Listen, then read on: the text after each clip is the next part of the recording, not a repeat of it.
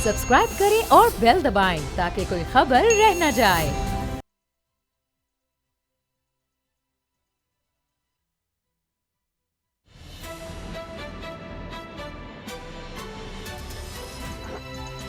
अब पता चला। बिस्मिल्लाहिर्रहमानिर्रहीम, अस्सलाम वालेकुम। मैं हूं मोहम्मद उसामा गाजी और आप देख रहे हैं अब पता चला। मेरे साथ असद करल साहब, बाबडोग साहब मौजूद हैं, लेकिन आज एक बड़ी शख्सियत हमें ज्वाइन किया है, शेख रशीद अहमद साहब। अवामी लीडर हैं, अवाम में बड़े पसंद किए जाते हैं। मौजूदा सूरत हाल में इनसे बेहतर कौन बात कर सकता है। शेख रशीद साहब, बहुत शुक्रिया। ये फरमाइए, ये क्या हुआ है? पाकिस्तान की तारीख में शायद इस तरह से काबीना में रद्दोबदल कभी नहीं देखी गई। ये सब कुछ इस रिपोर्ट की वजह से हुआ। उसमें जहांगीर तरीन, खुसरो बख्तियार के नाम थे। जहांगीर तरीन साहब को हटा दिया गया टास्क फोर्स से, खुसरो बख्तियार साहब का तब्दील कर दिया गया, कलमदान और भी लोगों को, सेक्रेटरी को हटा दिया, वजीर खुराक पंजाब ने इस्तीफा दे दिया। क्या हुआ है? आपने कल 24 घंटे जिस तरह चीनी और आटा वायरस जो था वो पीछे रह गया, और आज सारे अखबार देखें जो लीड स्टोरी हैं वो चीनी आटा की है, कोरोना वायरस की नहीं है किसी अखबार में भी। सो कुछ ना कुछ तो होना था, वो हो गया। क्योंकि जाहिर है एक गवर्नमेंट जो मुंतखब हुकूमतें होती है, इलेक्टेड हुकूमतें होती है, वो राय अमा को देखती है। आपके सारे प्रोग्रामों ने ये रिजल्ट दिए, इसमें तो ये होना ही था। सिर्फ ये ख्याल ये था कि 25 तारीख के बाद होगा या पहले हो जाएगा। तो इसमें ये तब्दीलियां हो गई जो अब आपके सामने हैं। लेकिन शेख साहब, निज़ाम तो नून लीग के दौर में चलता था। नवाज शरीफ साहब ने कहा था करप्शन के पीछे जाऊंगा तो सारा मामला ही ठप हो जाएगा, सब कुछ रुक जाएगा। तो ये तो उस तरह वहाँ उस दौर में भी करप्शन होती थी, मामला चलते थे, रिपोर्टें दबा दी जाती थी। इमरान खान ने ऐसा क्यों किया? और अब भी लोग इतराज कर रहे हैं कि जी इमरान खान साहब तो मेन आदमी तो वो हैं, वो तो हटे नहीं, बाकियों को हटा दिया। देखिए, इमरान खान पे 100 इल्जाम लगाए, करप्शन का कोई शख्स इल्जाम नहीं लगा सकता इस दुनिया में। और उसका एक एतमाद है, उसका एक नाम है और उसका एक इमेज है, और वो करप्शन से पाक शख्सियत है। और ये जो कुछ रिपोर्ट जारी की है, ये इमरान खान की हिम्मत है कि उसने अपने दोस्तों और अपने मुखालफों का लिहाज रखे बगैर एक ISRN की तब्दीली के बगैर ये रिपोर्ट जारी कर दी। तो इसके बाद ये जो कुछ हुआ, ये ऑब्वियसली कुछ ना कुछ तो होना था। अच्छा शेख साहब, जहांगीर तरीन, आपने सबसे पहले शुगर माफिया को बेनकाब किया। आपने कहा था कि आपको धमकियां मिल रही हैं। जहांगीर तरीन कह रहा है कि मैंने कोई धमकी नहीं दी, और उसके साथ साथ एक ये भी तासुर दे रहा है कि वजीर आजम के प्रिंसिपल सेक्रेटरी उसके खिलाफ थे। देखिए, मैं तो जहांगीर तरीन इस सिस्टम का हिस्सा थे, और इस सिस्टम का हिस्सा है। जब मैं शुगर माफिया के खिलाफ आज से नहीं लगा हुआ, 1968 से लगा हुआ, और जो मुझे धमकी दी गई वो जहांगीर तरीन ने कोई नहीं दी। उससे तो मेरी गपशप ठीक है, और कोई मेरे ऐसे मामलात नहीं है। शुगर माफिया मुझे, जब मैंने ECC में मुखालफत की उसकी, जब मैंने कैबिनेट में इनकी मुखालफत की, आटा और चीनी एक्सपोर्ट की मुखालफत की, तो उनका नाराज होना भी उनका हक था। वो समझते हैं कि एक आदमी हर जगह हमारे खिलाफ आवाज उठाता है। सो उनका ख्याल है कि वो बड़ा पावरफुल सेक्टर है, क्योंकि इस पाकिस्तान में आप देखें ये ऑडिबल ऑयल वाले, फ्लोर वाले, शुगर वाले, ऑप्टिमा वाले और ये बिजली वाले, ये जो सारे लोग हैं, ये बड़े सारे एक ही हैं, सबकी एक ही पार्टी है। सो मुझे जहांगीर ने कभी थ्रेट नहीं किया, और जहांगीर से मेरी सलाम दुआ रही है हमेशा। बिल्कुल ठीक है शेख साहब। जहांगीर तरीन साहब ये कह रहे हैं कि ये एक सियासी केस है, और प्रिंसिपल सेक्रेटरी जो है वो आजम खान मेरा मुखालिफ है, वो ये सब कुछ कर रहा है। ये देखें, मैं इस पर तबसरा नहीं कर सकता, मेरा ये काम नहीं है। आप स्पोक्स पर्सन को लें जिनका इन पर तबसरा करने का बात है। मैं इमरान खान के इकोनॉमिक कोऑर्डिनेशन कमेटी में कैसे ये हो गया फिर, जब आप जैसे बड़े लोगों ने मुखालफत की थी सब्सिडी की? हेलो जी शेख साहब, इकोनॉमिक कोऑर्डिनेशन कमेटी ने इसकी सब्सिडी की इजाजत और एक्सपोर्ट की इजाजत कैसे दे दी? आप जैसे लोगों ने मुखालफत की थी और लोगों ने भी की थी, तो उसमें ये सूबे से हुई है। ये आप, मैंने कैबिनेट का रिकॉर्ड भी आप निकलवा लें। मैंने प्राइम मिनिस्टर को कहा कि ऐसी खबरें आ रही हैं कि वो सूबे से ले गए हैं, सूबे से वो सब्सिडी ले गए हैं। मरकज में ऑफिस चीफ नहीं था, ये गलत सारे चैनल तबसरा कर रहे हैं। उस वक्त असद उमर साहब थे, और असद उमर साहब ने बिल्कुल सब्सिडी की इजाजत नहीं दी, और हम रिकॉर्ड में कह रहा हूँ कि ईसीसी ने सब्सिडी की इजाजत नहीं दी। आखिरी सवाल शेख साहब, आखिरी सवाल ये बताएं, नून लीग का भी नाम है, शरीफ फैमिली की भी शुगर मिल्स हैं, ओमनी ग्रुप है, वो जरदारी साहब की मिल हैं, वो डिमांड कर रहे हैं कि जनाब एक्शन लिया जाए, इसकी क्या वजह है? नाम तो उनका भी है, वो मीडिया में उतना ज्यादा हाईलाइट नहीं हो रहा। गुजारिश ये है कि उनकी चल नहीं रही, वो कोई भी बात आती है तो उसको उठाने की कोशिश कर रहे हैं। ये शुगर माफिया जहाँ भी हो, इनकी कोई पार्टी नहीं है, इनकी एक ही पार्टी है, वो है हुकूमत पार्टी। पहली दफा हुक्मरान पार्टी ने इसका नोटिस लिया, और उस नोटिस लेने में मैं समझता हूँ मीडिया ने भी बड़ा काम, इस रिपोर्ट को प्राइम मिनिस्टर ने सबसे पहले इसको आउट किया, या प्राइम मिनिस्टर की तरफ से जब इसकी बात हुई तहकीकात की, तो मीडिया ने भी इसको बड़ी कवरेज दी, उसके बाद ये सारे हालात बन गए। तो अब हुकूमत को खतरा तो कोई नहीं है इसके बाद? इतने 50% लोग शुगर से रिलेटेड है असेंबलियों में। असेंबलियों में शुगर से कितने रिलेटेड है? हमारे गवर्नमेंट में 2 ही मिनिस्टर है जिनकी शुगर मिल रहा है, एक फमीदा साहबा की है, और उनका तो कोई ऐसा एलिगेशन नहीं है, और खुसरो बख्तियार की कैबिनेट चेंज हो गई है। कैबिनेट चेंज होना तो एक नॉर्मल बात है। जहांगीर तरीन साहब अपनी सफाई खुद दे रहे हैं, और वो दे सकते हैं, मुझे ना उन्होंने धमकी दी, ना मेरा उनसे कोई लड़ाई झगड़ा। बहुत बहुत शुक्रिया जनाब शेख रशीद अहमद साहब, वे आपने हमें वक्त दिया। हमें ज्वाइन कर रहे हैं आसिम रजा साहब, चेयरमैन फ्लावर मिल्स एसोसिएशन है। हमारे साथ हैं नुमान अहमद खान साहब, वाइस चेयरमैन हैं शुगर मिल्स एसोसिएशन के। नुमान अहमद खान साहब, पहले आपसे शुरू करते हैं क्योंकि फ्लावर मिल्स का भी मामला, उस पर आसिम रजा साहब से भी बात करेंगे, लेकिन शुगर मिल्स वाला ज़्यादा हाईलाइट हो गया है। जहांगीर तरीन साहब का सबसे बड़ा स्टेक कहा जाता था, उनके खिलाफ एक्शन, खुसरो बख्तियार के खिलाफ एक्शन, ये हुआ क्या है कि क्या आप लोग वाकई एक माफिया की तरह काम करते हैं? इन लोगों का रोल था, जहांगीर तरीन, खुसरो बख्तियार, ये मेन कल्प्रिट आपकी नज़र में ये लोग थे कि जिनके खिलाफ एक्शन अब हो गया है, और बाकी अब जो है ये कीमतें नीचे आ जाएंगी अब शुगर की? अस्सलाम वालेकुम जी, बहुत शुक्रिया आपने मुझे प्रोग्राम पे आज टाइम दिया।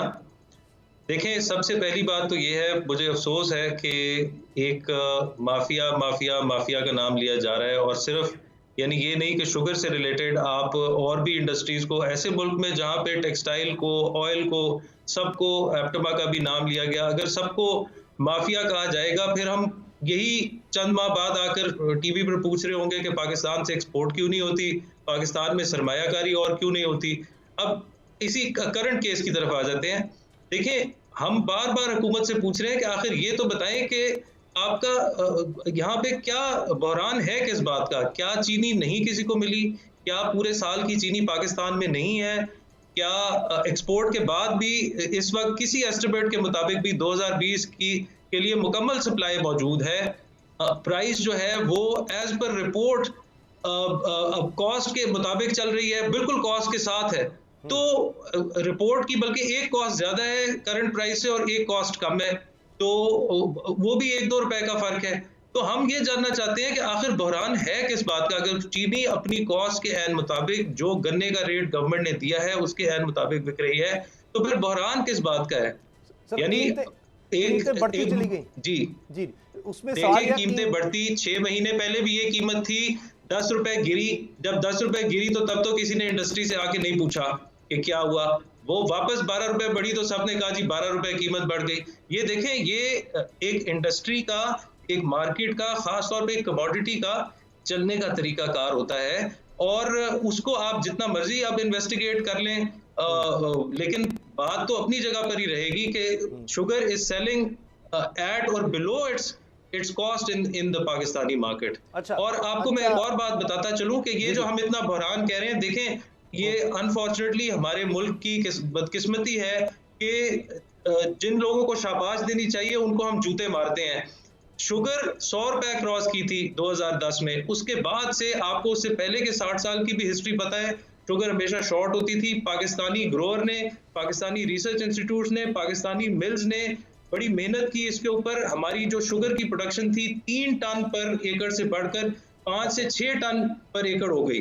उसकी वजह से एरिया इतना नहीं बढ़ा गन्ने का जितनी हमारी पैदावार बढ़ी है। पैदावार बढ़ी है तो ग्रोअर को वही 180 की कीमत पे उसने सर्वाइव किया है। 5 साल वही कीमत रही है। मैं आपको दोबारा आता हूं, असल मामला है सब्सिडी, अरबों रुपए की गरीब मुल्क से सब्सिडी कहा जा रहा है जी। आप इल्जाम आप लोग लेते रहे, वो सब्सिडी आपकी जेबों में जाती रही, अरबों रुपया ये पिछले 4-5 साल से, और फिर एक्सपोर्ट भी करते हैं, उस पर भी आप फायदा उठाते रहे। मैं इस सवाल को लेकर आऊंगा, लेकिन मैं चाह रहा हूं कि आसिम साहब को भी शामिल करें। जी आसिम साहब, आप चेयरमैन है फ्लावर मिल्स एसोसिएशन के, ये आटा बहरान क्यों मुल्क में पैदा हुआ चंद महीने पहले कि उसके बाद हुकूमत हिलके रह गई, हुकूमत के लिए खतरा पैदा हो गया, सेक्रेटरीज को हटा दिया गया, वजीर को इस्तीफा देना पड़ा है, फूड सिक्योरिटी के वजीर को हटा के उसका कलमदान बदला गया।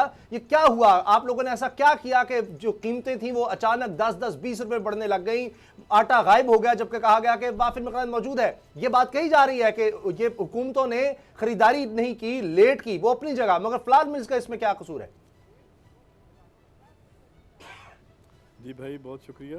देखें मेरा ख्याल है मेरे सवाल का या आपके अपने जो सवाल का जवाब भी आपके बिल्कुल आखिरी जुमले में था कि फ्लोर मिल्स का इसमें क्या कसूर है। देखें जिस टाइम पे मार्केट में वीट ख़त्म होती है तो तब गवर्नमेंट रिलीज़ करना शुरू करती है और उसके लिए हर सुबह अपने अपने आफ्टर डेवोल्यूशन अपनी प्रोक्योरमेंट करता है।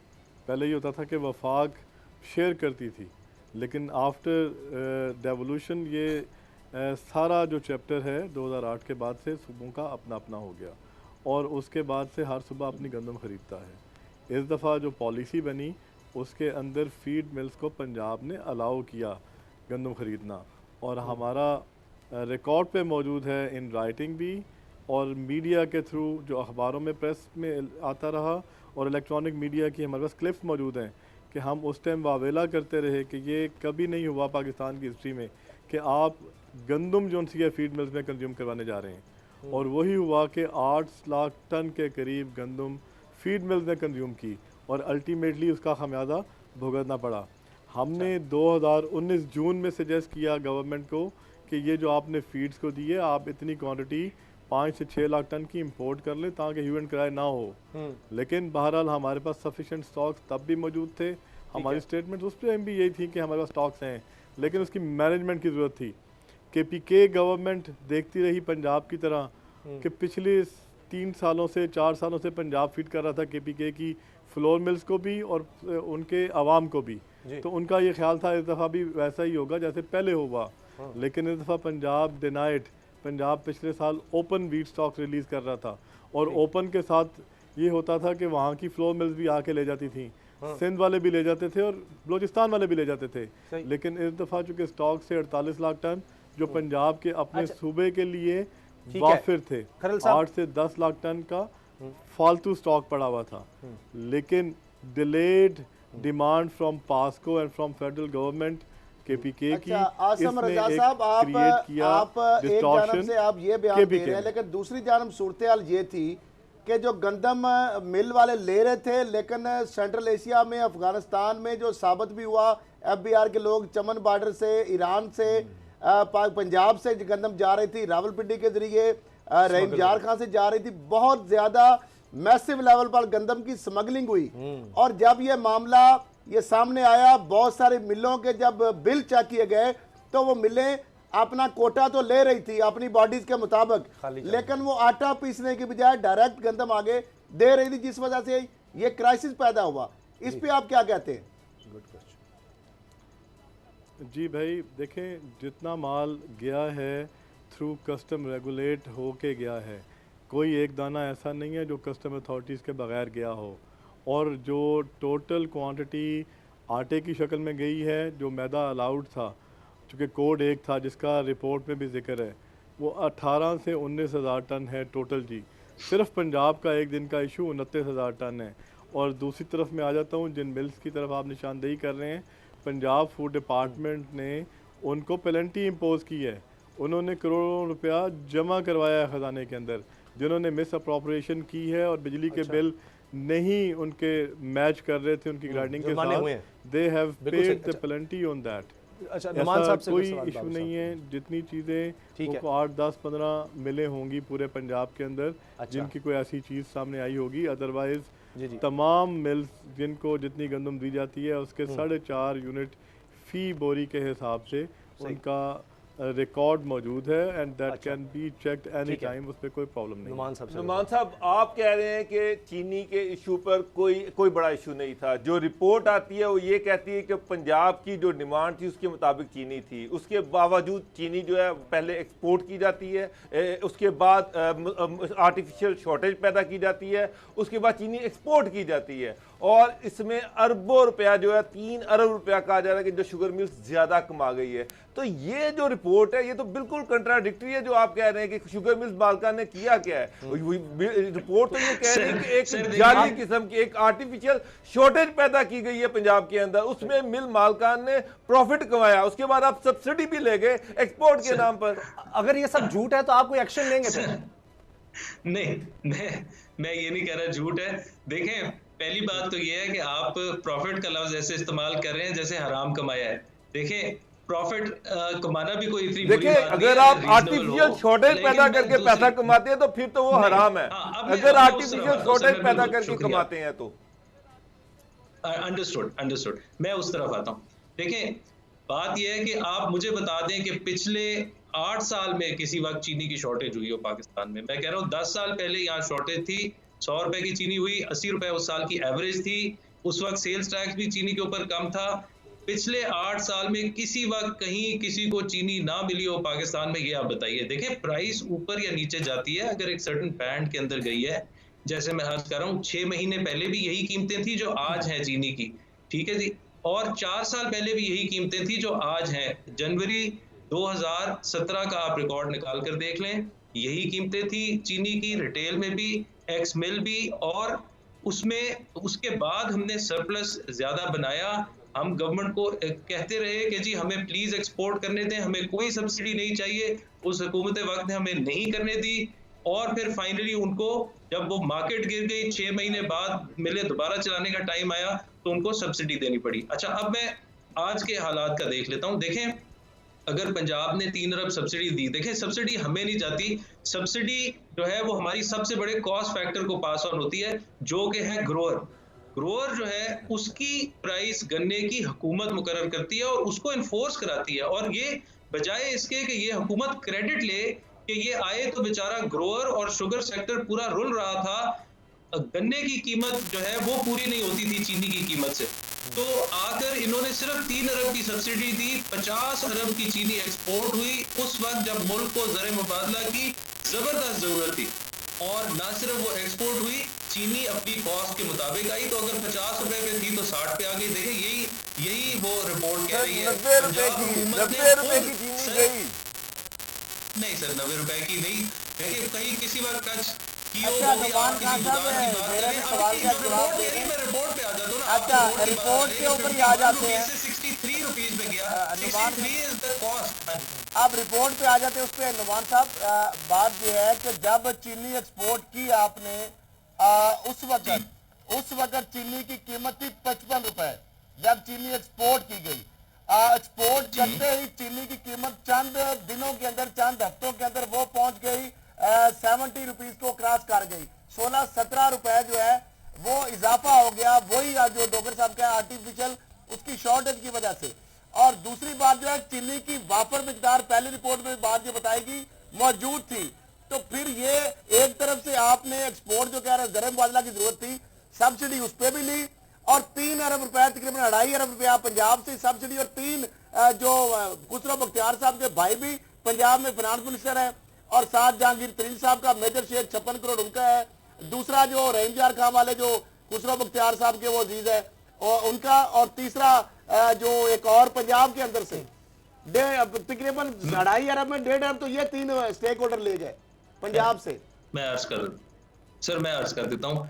नॉर्मली देखें, एक्सपोर्ट की मार्केट जो है ना, पहले तो मैं ये बता दूं कि इन कीमतों पर भी, और मैंने ये डेटा आपकी टीम को भेजा भी हुआ था, अगर आप फ्लैश कर सकें तो बहुत अच्छा होगा, इन कीमतों पर भी आज 17% सेल्स टैक्स के साथ। अब ये याद रखें कि हुकूमत ने जून के बजट में 5 रुपए तकरीबन टैक्स बढ़ाया है। आज भी जो मिलें कमाती हैं चीनी से, यानी मिलें जो है वो 13 रुपए 12 रुपए 90 पैसे, इस रिपोर्ट में भी लिखा हुआ है, तो मिलों की कन्वर्जन है, उससे ज्यादा टैक्सेस में जाता है चीनी पे।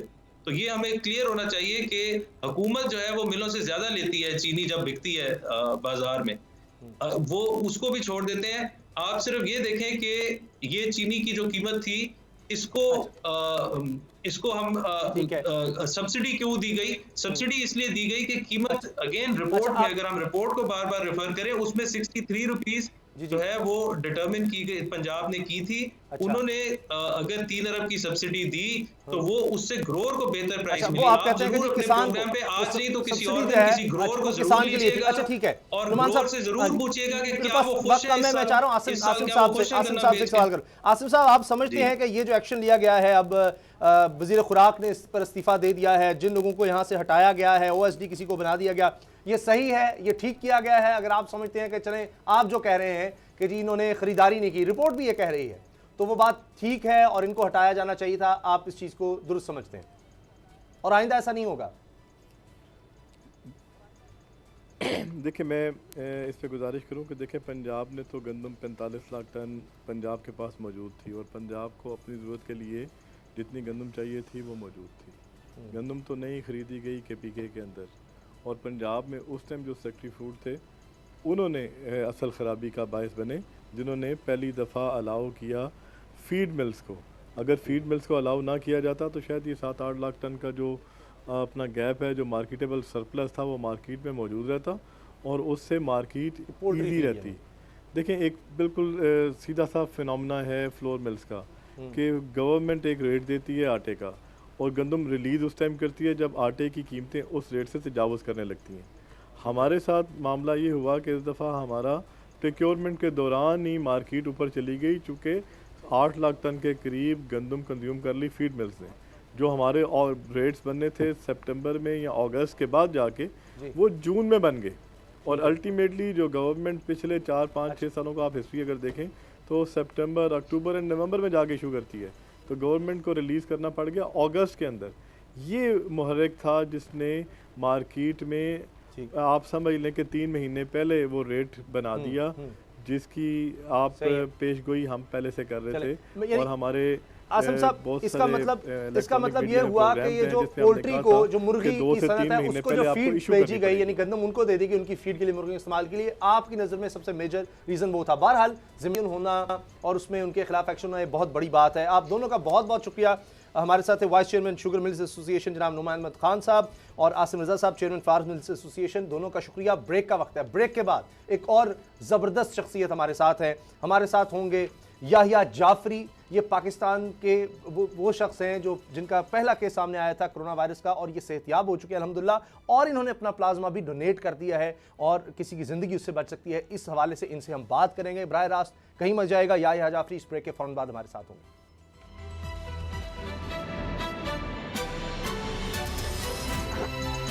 अब पता चला।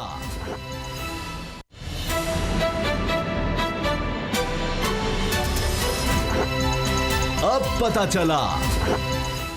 हमें ज्वाइन किया है याहिया जाफरी साहब ने। ये वो नौजवान है जो पहले पाकिस्तान में मरीज़ जिनको कहा गया कोरोना वायरस के थे, अब अल्हम्दुलिल्लाह सेहतियाब हो चुके हैं। यही नहीं, इन्होंने प्लाज्मा भी, यानी आम लफ्ज़ों में कह लें कि अपना खून भी इन्होंने डोनेट किया है ताकि किसी मरीज़ को वो लग सकता है।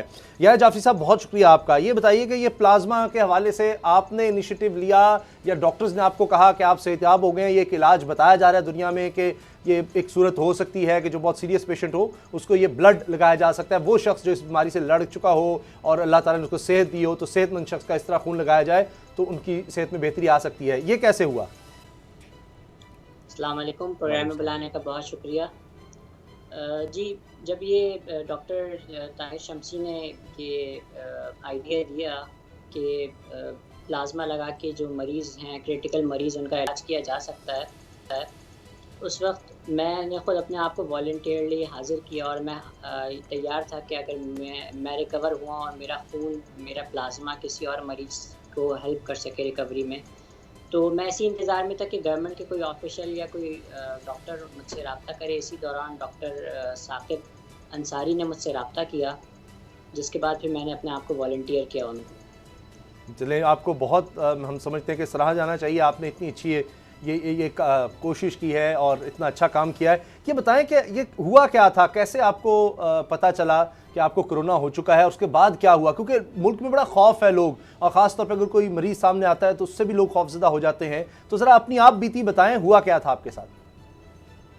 जी, मुझे 18 फरवरी को सिम्टम्स आए थे, जिसमें हेडेक था, सर में चक्कर थे, वीकनेस थी बहुत ज़्यादा, वॉमिट्स आई थी बहुत ज़्यादा, और बुखार था। तो ये सारे सिम्टम्स जब एक साथ आए तो मैं काफ़ी परेशान हुआ, और मेरी आज तक ऐसी तबीयत कभी ख़राब नहीं हुई थी। तो जब मैं पाकिस्तान वापस आया तब तक मेरी तबीयत थोड़ी बेहतर हो चुकी थी, और फिर मेरे अंदर एक वो था कि कहीं मुझे वायरस ना हो, ऐसी। कहाँ से आए आप ईरान से आए थे? ज़रा देखने वालों को ताकि पूरा पता चले। जी, मैं ईरान से आया था, 20 फरवरी को पाकिस्तान आया था, कराची एयरपोर्ट पे लैंड हुआ था। तो फिर मैंने ख़ुद अपने आप को वॉलंटियरली जाके ब्लड CBC कराया एक फैमिली डॉक्टर की रिकमेंडेशन पे, तो जो कि बहुत अच्छा आया। फिर मैं भी रिलैक्स हो गया कि मुझे ये वायरस नहीं होगा, लेकिन चंद दिनों बाद फिर दोबारा से सिम्टम्स आए। तो फिर मैंने कहा कि नहीं, बेहतर है कि इस वायरस का प्रॉपर जो स्वैब टेस्ट है वो करा लिया जाए। फिर मैं खुद हॉस्पिटल गया, और मैंने जब ये टेस्ट कराया तो वो पॉजिटिव आया। अच्छा, तो फिर उसके बाद फिर किस तरह से इसका ट्रीटमेंट किया गया?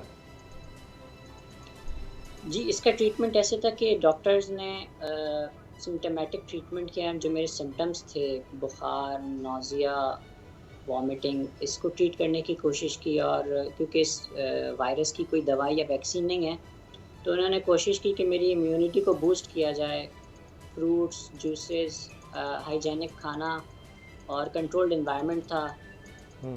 और हॉस्पिटल में जो है वो मेरे जो मेडिकल के फैक्टर्स हैं वो सारे रेगुलरली चेक हो रहे थे, चेस्ट एक्सरे, ब्लड रिपोर्ट्स।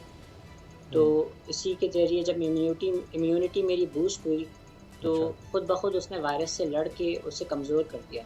अच्छा, आपने कौन सी ऐसी खुराक खाई जिसने इम्यूनिटी आपका लेवल बढ़ा और जिसने मात दी? सर, आपने मेडिसिन तो नहीं है, लेकिन जिस तरह आपने कहा आपका इम्यूनिटी लेवल कम था, लेकिन आपने वो खुराक खा के उस वायरस को जो मात दी, तो लोगों के लिए क्या सुजेस्ट करेंगे जिनको अगर पॉजिटिव निकलता है कि वो क्या क्या चीज़ें इस्तेमाल करें खुराक के हवाले से या दवाई के हवाले से? ऐसी तो कोई ख़ास दवाई नहीं है, बल्कि बेहतर ये है कि जो फ्रूट्स हैं सारे मौसम के वो खाएं, और हेल्दी फूड खाएं, अच्छा खाना खाएं, और उसके अलावा जो है वो हाइजीन का बहुत ख्याल रखें, सफाई का ख्याल रखें, हाथ बार बार मुसलसल धोएं, सफाई का ख्याल रखें, हिफ़्ज़ान सेहत के उसूलों पर अमल करें। ये जाफरी साहब, जब आपको कोरोना वायरस डायग्नोसिस हो गई उसकी, तो उसके बाद कौन सी ख़ास मेडिसिन थी जो आपने खाई की वजह से आप समझते हैं कि आपसे जाब हुए, कोरोना से लड़कर आप कामयाब हुए? ऐसी तो कोई ख़ास मेडिसिन नहीं थी, बस इसका इलाज यही है कि आप बंदा अपनी सेहत को मजबूत करे, सफाई का ख्याल रखे। जो मुझे मेडिसिन दी गई थी वो नॉर्मल बुखार और उनको ट्रीट करने के लिए थी, जो वॉमिट, नौजिया की थी, एलर्जी की मेडिसिन। तो कितने दिन लगे रिकवर करने में? कितने दिनों में आप ठीक हो गए? मैं 10 दिनों में बिल्कुल ठीक हो गया था। अच्छा जाफरी साहब, एक चीज़ ये भी बाहर की अखबार जो हैं वो रिसर्च कर रहे हैं और ये भी कह रहे हैं कि loss of hearing and taste, यानी कि आपकी खाने की और चखने की हिस्स जो है वो ख़त्म हो जाती है या कमज़ोर पड़ जाती है कोरोना वायरस की वजह से। तो ऐसी कोई अलामात आप पर भी जाहिर हुई? नहीं, मुझ पे ऐसी अलामात जाहिर नहीं हुई थी, ना ही मेरे सीने में दर्द हुआ था और ना ही मुझे सांस लेने में कोई प्रॉब्लम हुई थी। अच्छा, ये बताएं कि किसी और को घर में, ज़ाहिर है फिर एक तो आप भी परेशान हुए होंगे कि जिनसे आप मिले, कोई रिश्तेदार, दोस्त, अब आप खुदा न खास्ता उनमें से तो किसी को नहीं फिर हुआ? नहीं, जैसे ही मेरा पॉजिटिव आया तो फ़ौरन गवर्नमेंट की जो हेल्थ टीम थी उन्होंने मुझसे रब्ता किया। जिन जिन लोगों से मैं मिला था, घर वाले, ख़ानदान वाले, दोस्त, उन सब के कॉन्टेक्ट नंबर लिए और गवर्नमेंट ने उन सबको उनके सबके टेस्ट किए और सबको 14 दिन के लिए अपने आप को हेल्थ मॉनिटर करने को कहा। तो अल्हम्दुलिल्लाह टेस्ट तो सबके नेगेटिव आए। और मुझसे किसी को नहीं लगा। अच्छा ये बताएं, डॉक्टर्स ने आपको क्या कहा कि एक दफ़ा आपको ये बीमारी हो गई, अल्लाह ने आपको सेहत दी, अब आपको डरने की कोई ज़रूरत नहीं, या अभी आप एहतियाती तदाबीर कर रहे हैं? और आपका प्लाज्मा जो है किसी को लगा दिया गया अब तक, या आपको इस बारे में नहीं पता? डॉक्टर्स ने तो मुझे यही कहा था कि एहतियात करें बेहतर है, लेकिन जिस शख्स को एक दफ़ा ये वायरस इफेक्ट कर जाता है तो वो इम्यून हो जाता है उस सेम स्ट्रेन ऑफ वायरस से। अल्हम्दुलिल्लाह। तो बाकी प्लाज्मा की जहाँ तक बात है, मैंने तो डोनेट कर दिया है। अब डॉक्टर साकिब अंसारी जो हैं वो वेट कर रहे हैं कि गवर्नमेंट उन्हें आगे के लिए गो अहेड दे तो वो फिर किसी मरीज़ को दें। अच्छा, आप क्या उन लोगों को बताएंगे जो जिनका कोई रिश्तेदार या वो खुद इसमें मर्ज में मुब्तला है? क्योंकि लोगों को लगता है कि अभी भी ये खौफ इतना ज़्यादा है कि पता नहीं अब हम जिंदा रहेंगे या नहीं रहेंगे। अभी तक तकरीबन 50 लोग इसमें शहीद हो चुके हैं, इस बीमारी की वजह से जान बाक हो चुके हैं, लेकिन 250 से ज़्यादा सेहतयाब भी हुए हैं और उम्मीद ये की जा रही है कि 3000 से ज़्यादा तादाद हो चुकी है, तो ज़्यादातर इंशाल्लाह इसमें सेहतयाब हो जाएंगे। मगर फिर भी ये खौफ होता है, तो उन लोगों का आप क्या पैगाम देंगे जो इस मर्ज से अभी लड़ रहे हैं? उन लोगों को यही पैगाम है कि अपने हौसले बुलंद रखें और खुदा से उम्मीद लगाएं और दुआ करें। इंशाल्लाह वो अपनी अज़्म हौसले से इस बीमारी से मुकाबला कर लेंगे और जहाँ तक इसका डेथ रेशो है इस बीमारी का वो बहुत कम है और रिकवर होने के चांसेस ज़्यादा हैं। तो अपनी इम्यूनिटी को बूस्ट करें और अपना अज़्म जो है वो बुलंद रखें। अच्छा, जो डॉक्टर्स आपको ट्रीट कर रहे थे उनके सबके पास वो जो प्रोटेक्टिव उनका इक्विपमेंट है, जो लिबास है, वो सब उनके पास मौजूद था? अभी जिस तरह अभी हम बात करें तो ये भी खबरें चल रही हैं, हमारे जो यंग डॉक्टर्स हैं वो ये कंप्लेंट करेंगे उनके पास लिबास और इसकी सहूलतें नहीं हैं। तो आपने क्या देखा वहाँ पर हॉस्पिटल में? जी, हॉस्पिटल में जो डॉक्टर्स मुझे ट्रीट कर रहे थे और जो स्टाफ आ रहा था उनको प्रॉपर प्रोटेक्टिव गियर था और बहुत प्रोफेशनल और अच्छे अंदाज से उन्होंने डील किया। अच्छा, क्या तब्दीली आई ज़िंदगी में इसके बाद? अब मीडिया भी आपसे बात करने के लिए, लोगों तक पैगाम पहुंचाने के लिए आप सोशल मीडिया का इस्तेमाल कर रहे हैं, लोग आपसे रब्ता करना चाहते हैं, आपके एक्सपीरियंस शेयर करना चाहते हैं, यानी उसके बाद से ज़िंदगी में क्या क्या तब्दीलियाँ आई हैं आपकी? जी बिल्कुल, तब्दीलियाँ तो बहुत सारी आई हैं। उसमें से एक ये है कि मैं बहुत ज़्यादा पुरुम्मीद और पुरजोश हो गया हूँ। उसके अलावा इंसान को ज़िंदगी की अहमियत और बहुत सारी और चीज़ें समझ आती हैं। फिर सबसे अहम ये कि इंसान अल्लाह के करीब हो जाता है ऐसी मुश्किलात में। कभी मौत का खौफ फिर गुजरा उस वक्त, इस दौरान ऐसे लगा कि पता नहीं क्या होगा, ये एहसास कभी ज़हन में आया, खौफ आया? जी बिल्कुल, ऐसा खौफ ज़रूर आया और इस दौरान फिर मैंने अल्लाह से यही दुआ की कि अगर मौत आनी है तो बिस्तर बीमारी से अच्छा किसी कौम की खिदमत करते हुए और मुल्क की खातिर आए तो बेहतर है। अच्छा, इसके बाद आपने अपनी ज़िंदगी का कोई मकसद पहले कोई था या उसमें आप तब्दीली आ गई है, अब आप इसके बाद समझते हैं कि ये एक नई ज़िंदगी है, एक तरह से आपको मिली, आपको ऐसा लगता है? जी हो सकता है, बिल्कुल ऐसा है। तो आप क्या जी, आपके दोस्त वगैरह, रिश्तेदार वगैरह अब क्या कहते हैं आपसे रब्ता जब करते हैं? यही बातें पूछते रहते हैं कि क्या, और आगे आपके कोई क्लिप्स वगैरह लेकर पैगामात जो कोई उनका अजीज़ या कोई इस बीमार मुब्तला उस तक पहुंचाते हैं? या कोई लोग अभी भी आपसे डर रहे हैं, खौफजदा तो नहीं है आपसे हाथ मिलाने में या गले मिलने में कि आप कोरोना के पेशेंट रहे हैं? जी शुरू में ये खौफ था लोगों में क्योंकि एक हाइप क्रिएट थी, लेकिन जब मैं अल्हम्दुलिल्लाह सेहतियाब के माशरे में आया और फिर मैंने ये प्लाज्मा डोनेट किया, उसके बाद से लोगों में बहुत एक उम्मीद आई है और वो ये देख रहे हैं कि नहीं, एक सेहतियाब मरीज़ का जो है वो प्लाज्मा वो शिफा का बाइस भी है। तो उसके बाद से लोगों का काफ़ी रवैया तब्दील हुआ है। बहुत बहुत शुक्रिया याहिया जाफरी, ये नौजवान, अल्लाह आपको सेहत दिए रखे और आप इसी तरह लोगों का हौसला बुलंद करते रहें। बहुत बहुत शुक्रिया आपका। अब पता चला में ब्रेक लेते हैं और ब्रेक के बाद बताएंगे आपको कि सिर्फ शब्बर जैदी साहब ही नहीं ओहदे से फारिग हुए और बहुत से लोगों की छुट्टी हुई है, उनकी तफसील किसके साथ क्या हुआ है, ब्रेक के बाद।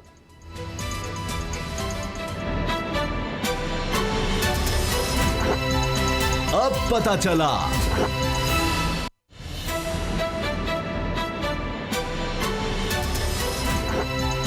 अब पता चला।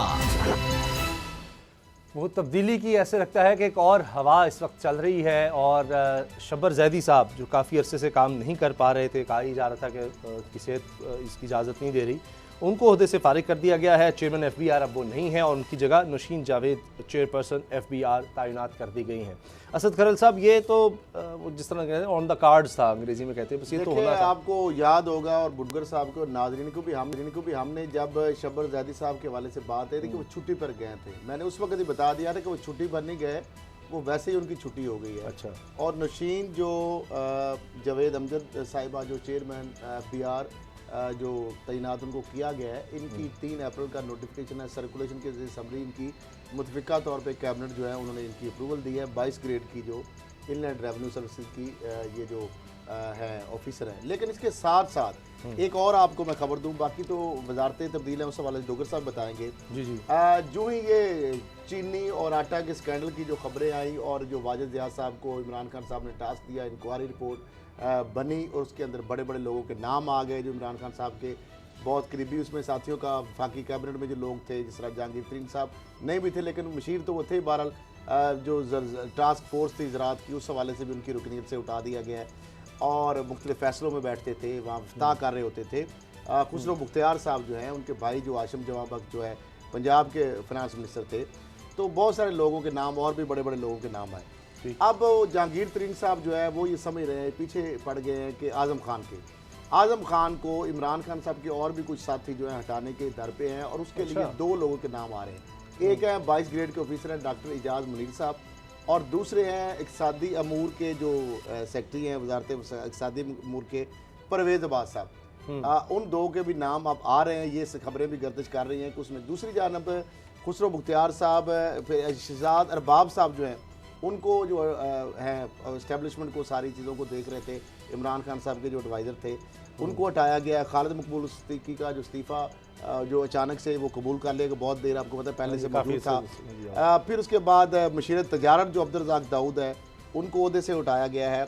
खुसरो बख्तियार जो है उनकी वजारत की तब्दीली जो है इस चीज़ का पेश काम है या अंदिया है या इस चीज़ की इंडिकेशन है कि शायद उनका जो सब्सिडी 2.5 अरब जो पंजाब के अंदर जो डिस्ट्रीब्यूट हुई उसके अंदर सिर्फ 1.5 अरब जो है वो 3 लोगों के अंदर तकसीम हुई। एक जहांगीर तरीन साहब को 56 करोड़ और उसके बाद 2 अरब जो 47 करोड़ टोटल जो डिस्ट्रीब्यूट, फिर तो शोर मार गया ना, तो बाकी वरना 53 करोड़ भी हो जानी थी तकसीम।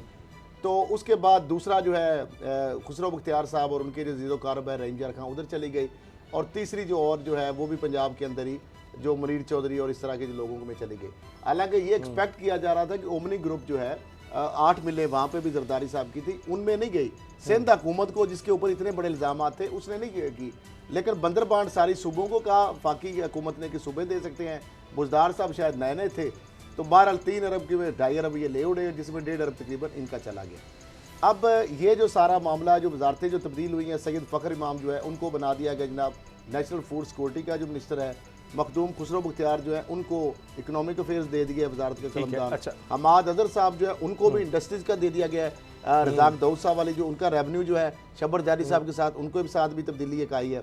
आज़म सवाती साहब है वो नारकोटिक्स कंट्रोल उनको बना दिया गया है।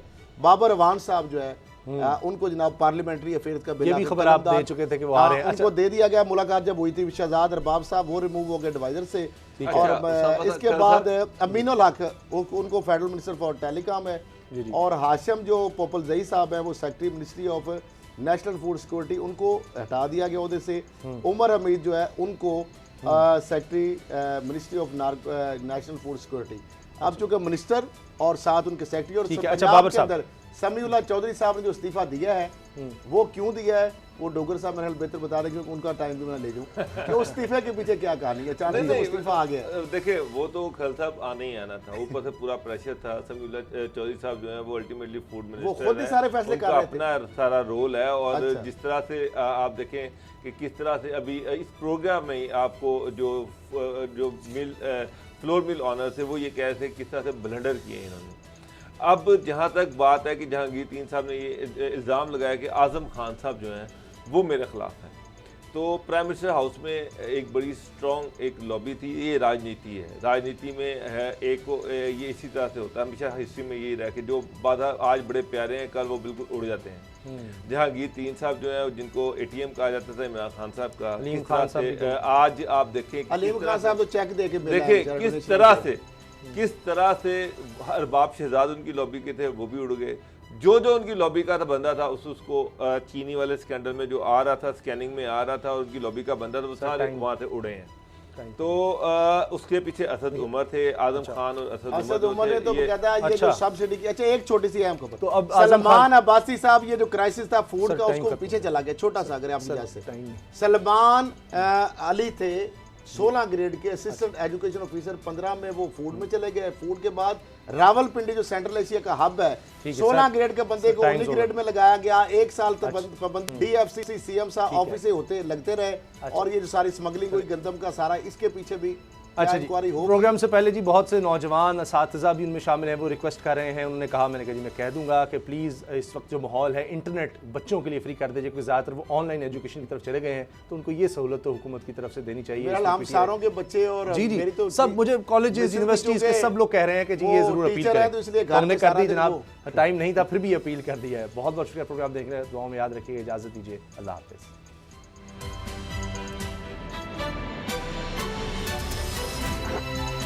अब पता चला। सब्सक्राइब करें और बेल दबाएं ताकि कोई खबर रह न जाए।